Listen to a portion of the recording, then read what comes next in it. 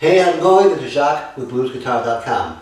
Today I'm going to show you a cool little groove that you can incorporate when you're playing blues in pretty much any key.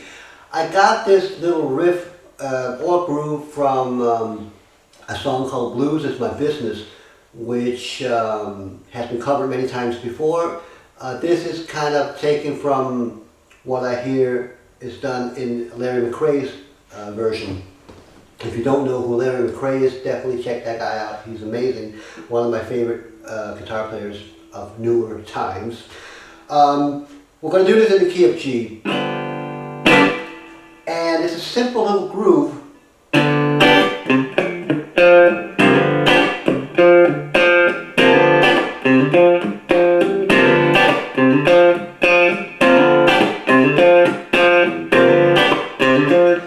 Kind of got a little bit of a funky feel to it. And all I'm doing, hitting the G chord first here. You can do whatever you want here. It could be a power chord, it could be a 13th chord, it could be a 7th chord. The 7th chord is probably the way to go. So after you hit the chord, you do this little riff here.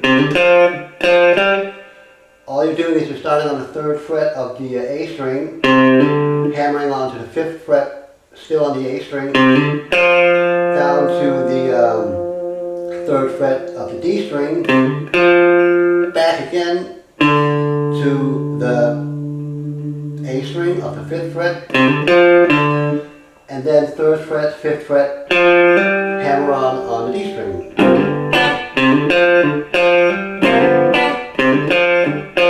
Now, I give you these notes and positions so you know where to play them, but obviously you don't want to overdo it so it becomes choppy. You want to be a little loose, so if one of those notes fade out a little bit, maybe with a rake, experiment with it. This is just to give you some ideas that you can use in a funky blues situation. You know, I would even go a step further and go down and do this 2-note bend or stroke, if you will, which I talk about in another video, in the funky video.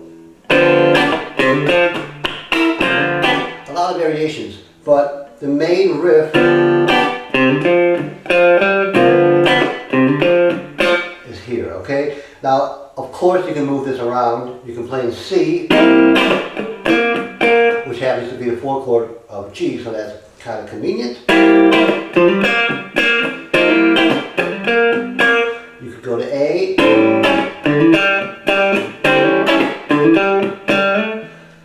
And of course, you can play through the whole progression using 1, 4, 5. Just do 1.